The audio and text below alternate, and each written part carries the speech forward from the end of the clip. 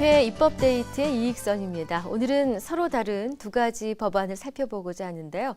우선 먼저 대리운전과 관련한 자동차 운전 대행업에 관한 법률안 준비했고요. 이어서 새만금 특별법 개정안입니다. 각각의 법안을 대표 발의하셨죠. 새정시민주연합 김윤덕 의원 모셨습니다. 의원님 어서 오십시오. 예, 안녕하세요. 네, 반갑습니다. 지역구를 오가시느라 많이 바쁘신 와중에 저희 프로그램에 나와주셔서 감사합니다. 자동차 운전 대행업에 관한 법률안을 제정법으로 발의하셨습니다. 대리운전 법제화가 왜 필요한지 입법 취지와 함께 말씀해 주십시오. 네. 대리운전이라는 게 이 타인 소유의 자동차를 유상으로 대신 운전해주는 서비스를 말하거든요. 그렇죠.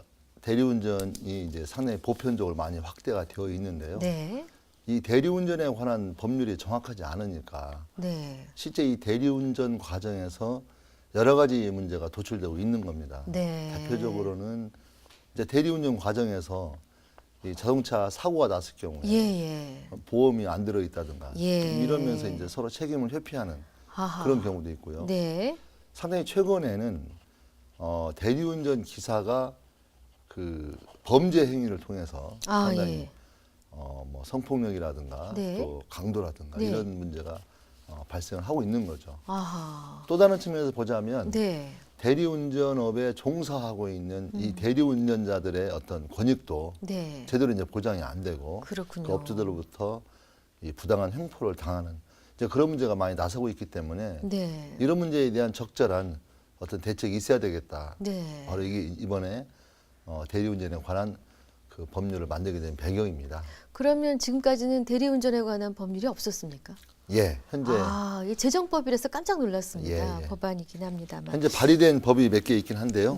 현재 상태에서는 없다고 보는 게 맞을 것 같습니다. 네, 뭐 사실 뭐 한동안 TV만 켜면은 대리운전 광고 나오고 라디오만 켜면은 무슨 번호가 줄줄줄 나오면서 대리운전 참 많이 나오는데 그만큼 많이 쓰여지고 있다는 것일 테고요. 이 대리운전 시장 규모가 어느 정도나 커졌는지 현황을 알고 계시지요?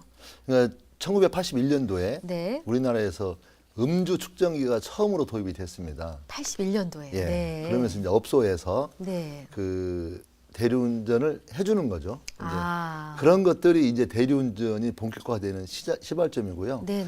이게 이제 그 1990년대 후반부터 일상화되기 시작해서 2003년 이후에는 전국적으로 대형화되고 조직화되었습니다. 그래서 구체적인 실태를 보면 국토교통부에서 자가용 자동차 대리운전 실태 조사를 했어요. 2014년도에. 대리운전 업체는 전국적으로 약 3,800여 개가 있고요. 대리운전자 수는 약 8만 7천 명. 굉장히 많은 거죠. 그다음에 대리운전 일일 이용자 수는 전국적으로 약 47만 명 정도가 이용하고 있고 대리기사 1인당 일일 평균 5.5회를 운행하는 것으로 나타났습니다. 그렇군요. 아니 전체적인 시장 규모로 보자면 굉장히 큰데요. 1조에서 3조 원 정도로 추정이 되고 있습니다. 대리 운전하시는 분이 8만 7천 명인데 하루에 대리 운전을 이용하시는 고객이 47만 명이라서 지금 이게 어찌 된 건가 했더니 한 사람이 5.5회를. 그래서 이게 가능한 거고 그만큼 시장이 커졌군요. 근데 이제 대리운전이 지금은 뭐 버스나 택시처럼 아주 보편화한 그런 이동수단이면서 편히 제공이 되고 있는 그런 서비스 아니겠습니까? 자주 이용하는 만큼 앞서 의원님께서 지적하셨던 것처럼 여러 가지 문제점들도 발생을 하고 있는데 어떻습니까? 그 의원님이 파악하신 대리운전을 이용하신 분의 피해 사례 또 역으로 대리운전을 하시는 분들이 인권을 뭐 침해당했거나 여러 가지로 어려움을 겪는 사례를 많이 보셨죠? 구체적인 예를 몇 가지 들어주신다면. 그러니까 대리운전을 이용하는 이용자 측면에서 보면요. 아까 말씀드린 것처럼 대표적인 게 이제 보험 차량입니다. 그러니까 사고가 났을 경우에 무보험으로 이제 운전을 하다 보니까 그 책임에 대한 문제가 심각해지는 거고요. 여기에 따른 보상 문제라든가 책임 문제에 따라서 갈등이 많이 있었고요. 또 최근에 이제 급격히 늘어나고 있는 범죄는 이제 강도, 성폭행 이런 문제까지 심지어 발생을 하고 있는 상황이 된 거죠. 그러니까 검증되지 않은 대리기사가 이 범죄를 저지르는 주체입니까? 예. 아, 그래서 대리운전 그 사고 중에서 네네. 강절도, 성폭행이 전체의 30%가 넘습니다. 아, 그렇군요. 예. 네. 그러니까 이제 그런 문제가 많이 생기는 거고, 네. 또 다른 이제 문제를 보자면 이제 그 추가 요금을 이제 요구한다거나 예를 들면 이런 문제가 이제 있으면서. 근데 요금은 미리 사전에 약속하는 것 아닙니까? 예를 들면 이제 저도 종종 그런 일이 있었는데 이제 바로 가지 못하고 좀 기다리게 대기 시간이 되는, 있다. 대기 시간도 있게 되는 거고요. 네네. 또 막상 가보니까 목적지가 좀 다르기도 하고, 아하. 뭐 이런 여러 가지 이제 측면에서 그런 작지만 그런 문제도 있는 거죠. 네, 그렇군요. 그럼 대리운전 기사들이 받는 열악한 처우에 관련해서는 어떤 일들이 있습니까? 그러니까 이제 대표적인 건 대리운전을 하시는 분들이 네. 보험을 드려야 되잖아요. 네. 근데 보험을 이제 그 업체하고 잘 협의해서 조정이 돼야 되는데 네. 회사에서 무리하게 이제 보험을 요구하게 되는 그런 경우도 많이 있고요.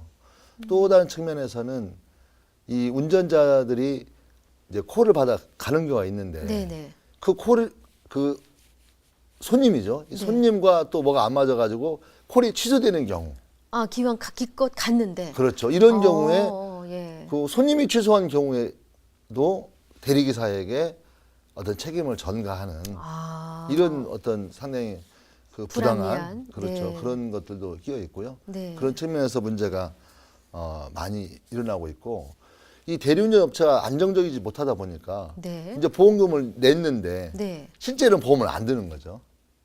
그러면서 보험금을 대리기사는 보험금을 냈는데 예, 업체가 보험을 들지 않았다. 예, 유용해 버린다든가. 나중에 보험금을 타려고 했더니 막상 보험 든 사실이 없다. 그렇죠. 뭐 정말 황당한 일이군요. 예, 이런 식의 문제도 있기 때문에 네. 단순히 대리운전을 이용하는 이용객들의 문제뿐만이 아니고 네. 대리운전 하시는 분들도 문제가 많이 있다. 이런 거에 대해서 어떤 네. 대책이 필요하다는 것입니다. 그렇군요. 네. 이번에 발의하신 자동차 운전 대행업에 관한 이 법률안, 이 대리운전업 전반에 관한 그 사항이 법률로 규정이 되어 있습니다. 자세한 내용 알아볼 텐데요. 우선 예. 대리운전 기사를 모집해서 연결해주는 대리운전 업체가 해야 할 의무 조항은 어떤 것들이 있습니까?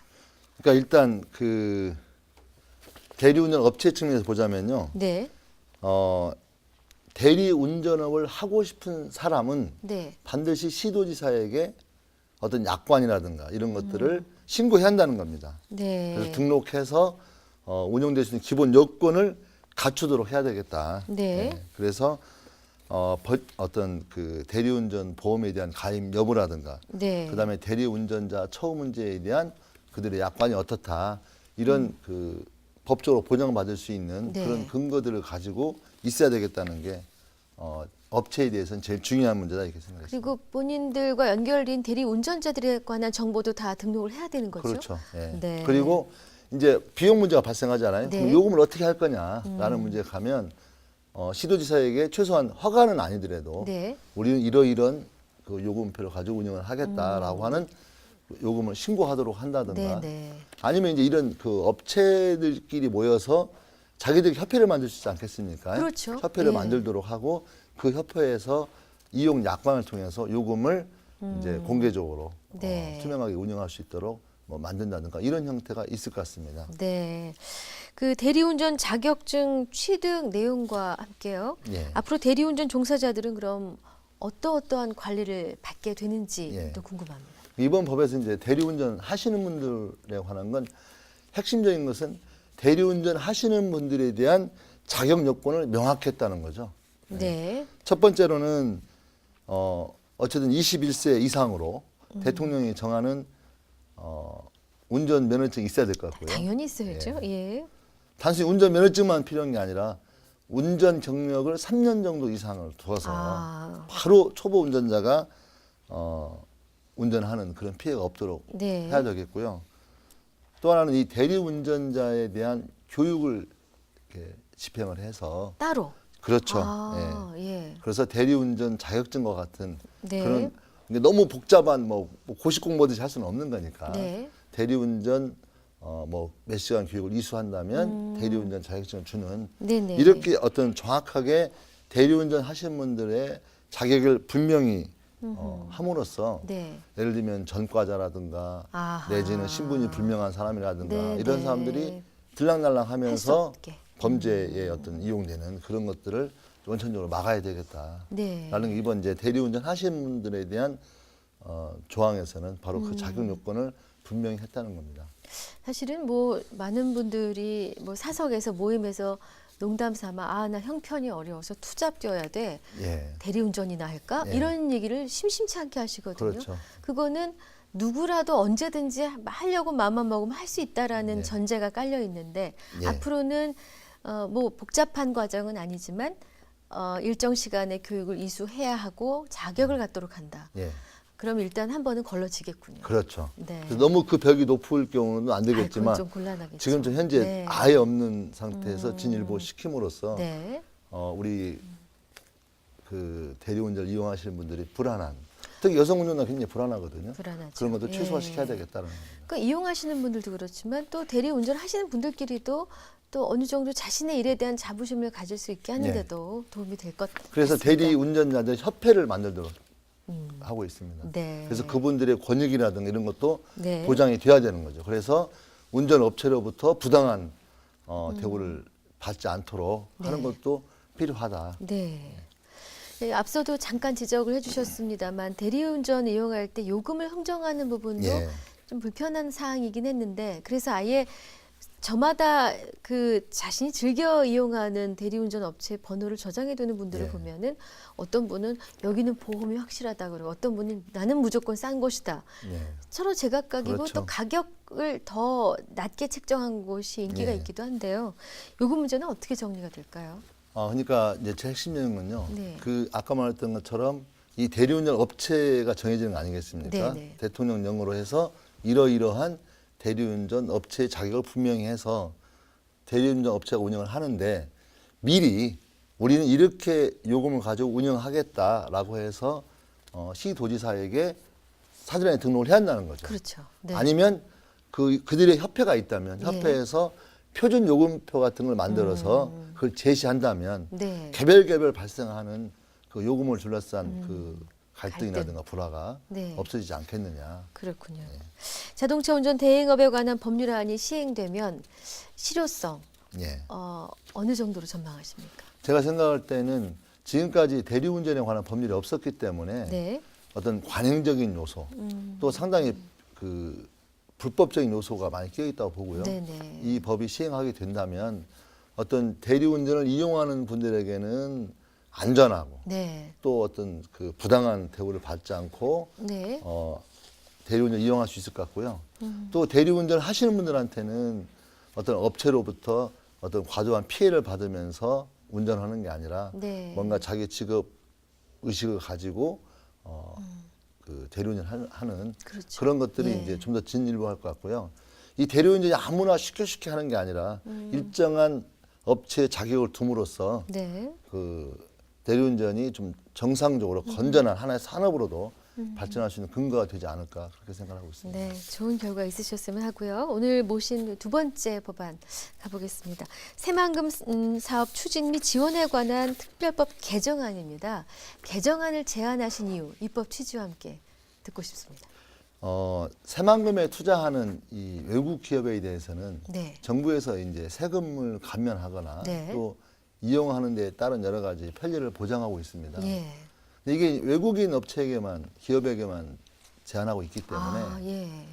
역으로 본다면 우리 국내 기업이 역차별 받는 현상이 그러네요. 생기는 거죠. 네. 그래서 이번 새만금 특별법의 어떤 개정안에는 우리 국내 기업에도 일정한 자격과 그 내용을 갖춘다면 국내 기업에도 지원할 수 있는 그런 길을 열어보자라고 하는 것이 중요한 입법 취지고요. 네. 외국 기업과 동일한 혜택을 받을 수 있도록 하자는 겁니다. 그렇군요.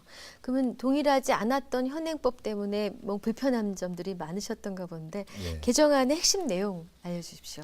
그러니까 일단 일정한 자격을 갖춰야 되겠죠. 그래서 네. 기존의 외국 기업에 대해서 우리가 특혜를 주었던 것처럼 네.